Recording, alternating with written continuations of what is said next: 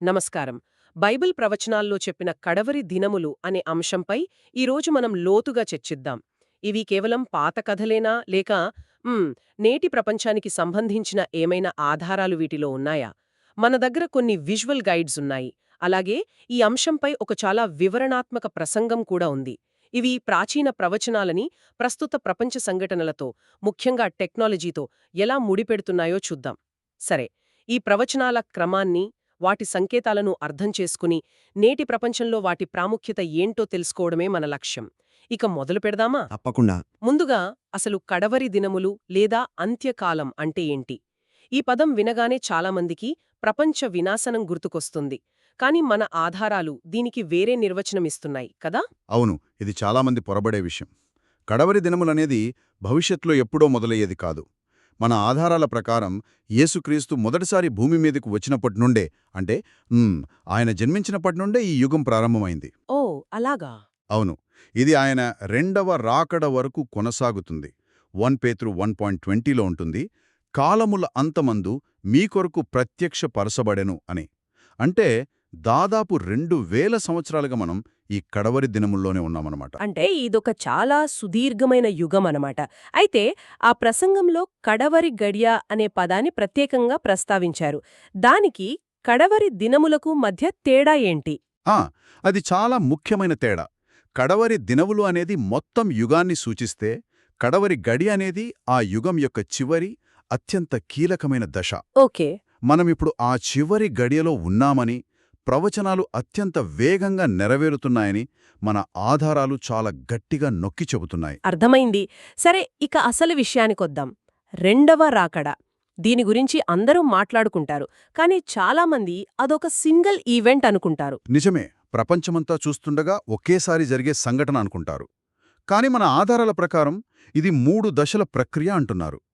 ఇది చాలా కొత్తగా అనిపిస్తోంది.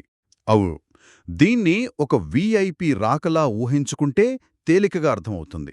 మొదటిది రహస్య రాకడ. ఇది చాలా ప్రైవేట్ ఈవెంట్. ప్రైవేట్ ఈవెంటా?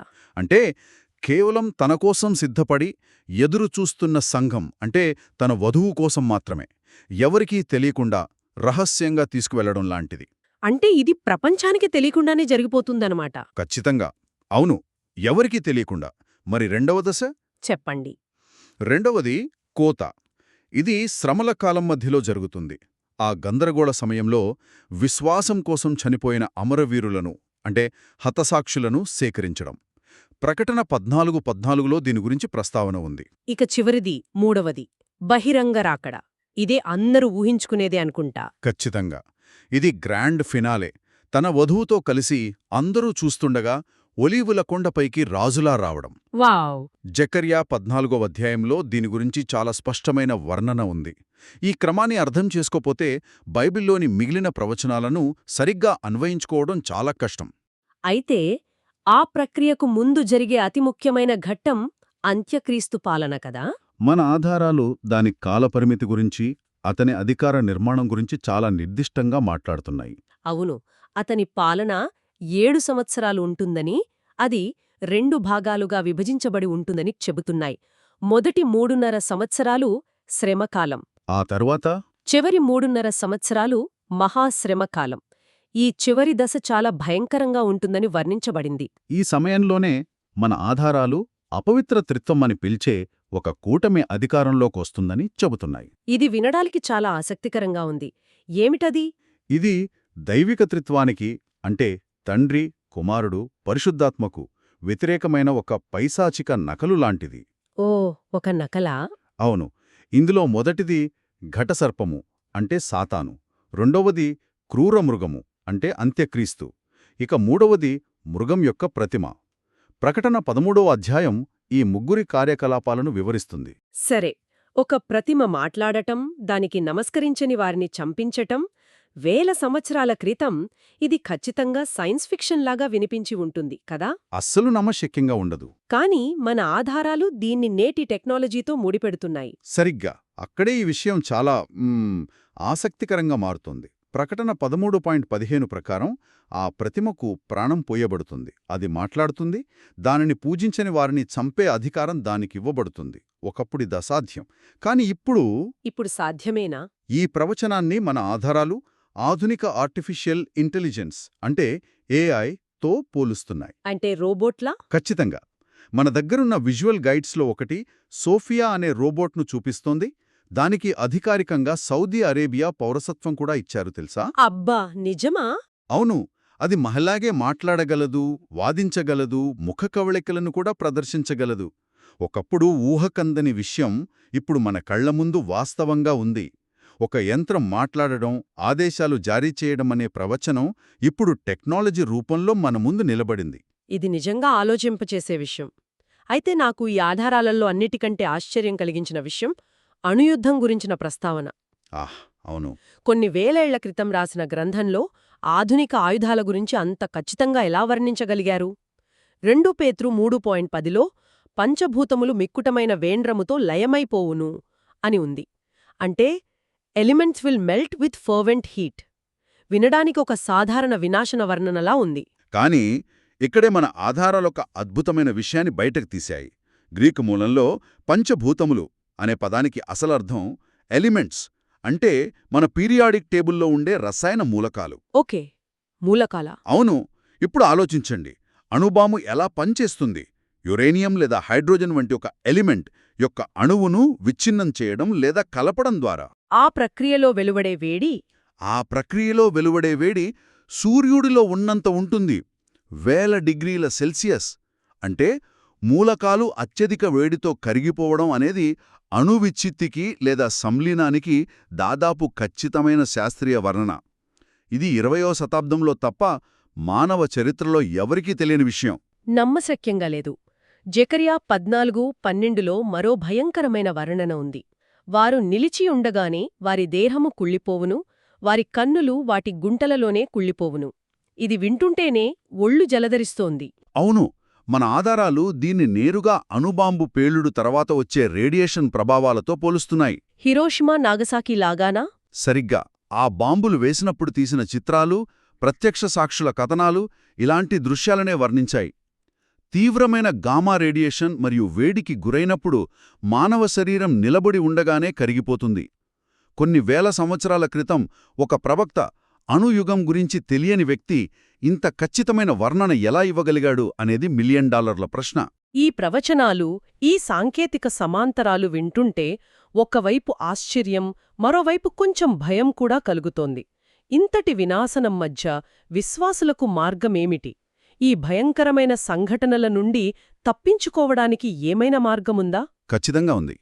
అయితే ఆ మార్గం అనుకున్నంత సులభం కాదని మన ఆధారాలు హెచ్చరిస్తున్నాయి. అంటే ప్రకటన 17:4 ప్రకారం 3 రకాల సమూహాలున్నాయి. పిలువబడినవారు, ఏర్పరచబడినవారు మరియు నమ్మకమైనవారు. ఇదొక ఫనల్ లాంటిది. చాలామంది పిలువబడతారు లేదా ఆహ్వానించబడతారు. కాని వారిలో కొందరే ఏర్పరచబడతారు. చివరికి అతి కొద్దిమందే నమ్మకంగా నిలిచి గమ్యాన్ని చేరుతారు. అంటే పిలిచిన అందరూ ఫైనల్స్కు వెళ్లలేరని అర్థమా? కేవలం విశ్వాసముంటే సరిపోదా? ఇది చాలా కీలకమైన పాయింట్. కేవలం పేరుకు విశ్వాసులుగా ఉండటం సరిపోదని మన ఆధారాలు స్పష్టం చేస్తున్నాయి. మత్తయి 7వ అధ్యాయంలోని హెచ్చరికను ప్రస్తావించారు. చెప్పండి. ప్రభూ ప్రభు అని నన్ను పిలుచు ప్రతివాడును పరలోకరాజ్యములో ప్రవేశింపడుగాని పరలోకమందున నా తండ్రి చిత్తప్రకారము చేయువాడే ప్రవేశించును. ఆ రోజున చాలామంది వచ్చి నీ నామములో మేము ప్రవచించలేదా, దయ్యాలను వెళ్లగొట్టలేదా అనడుగుతారు. అయినా సరే అక్రమము చేయువారలారా, నేను మిమ్మును ఎన్నడూనూ ఎరుగను, నా యొద్ద నుండి పొండి అని ఆయన అంటాడు. ఇది చాలా చాలా తీవ్రమైన హెచ్చరిక. అవును. మరి తండ్రి చిత్తాన్ని చెయ్యడమంటే ఏమిటి? ఏర్పరచబడిన వారిగా మారడానికేం చెయ్యాలి? మన ఆధారాలు 2 విషయాలను నొక్కి చెబుతున్నాయి. మొదటిది నిరంతర ప్రార్థన. లూకా 18:7లో దేవుడు తాను ఏర్పరచుకునినవారు దివారాత్రులు తన్ను గూర్చి మొర్రపెట్టుకొనగా వారికి న్యాయము తీర్చడా అని ఉంది. దివారాత్రులు. అవును. ఇది అప్పుడప్పుడు చేసే ప్రార్థన కాదు, జీవితాంతం కొనసాగే ఒక సంబంధం. రెండవది విశ్వాసములో ఎదగడం. విశ్వాసంలో ఎదగడమంటే మన దగ్గర ఉన్న ఒక చిత్రములో విడుదల సువార్త, మహిమ సువార్త అని 2 దశలు చూపించారు. బయటివారికి ఇది కొంచెం అర్థం చేసుకోవడానికి కష్టంగా ఉండొచ్చు. దీన్నే సులభంగా వివరిస్తాను. విడుదల సువార్త అనేది విశ్వాసంలో మొదటి మెట్టులాంటిది. అంటే అద్భుతాలు, స్వస్థతలు, పాపక్షమాపణ పొందడం. ఇది చాలా ముఖ్యం. కానీ ఇది ఆరంభం మాత్రమే. చాలా మంది అక్కడే ఆగిపోతారంటారా? మన ఆధారాలు అదే హెచ్చరిస్తున్నాయి. మహిమ సువార్త అనేది తర్వాతి దశ. క్రీస్తు స్వభావంలోకి మారడం, ఆయనలాగే శ్రమలను సహించడం, పవిత్రతలో రూపాంతరం చెందడం. ఈ మార్గం కష్టమైనది. కాని క్రీస్తు వధువుగా మారాలంటే ఈ మార్గంలో ప్రయాణించడం తప్పనిసరి. కాబట్టి ఇదంతా మనల్ని తక్షణమే సిద్ధపడమని పిలుపునిస్తోంది. మన ఆధారాలలో ఒక ఆసక్తికరమైన పోలిక ఉంది. మరణాన్ని జయించడానికి సైన్స్ ద్వారా మానవుడు చేసే ప్రయత్నమైన క్రయోనిక్స్కు, దేవుని వాగ్దానమైన పునరుత్థానంకు మధ్య పోలిక. ఇది చాలా అద్భుతమైన పోలిక. క్రయోనిక్స్ అంటే ఏమిటి?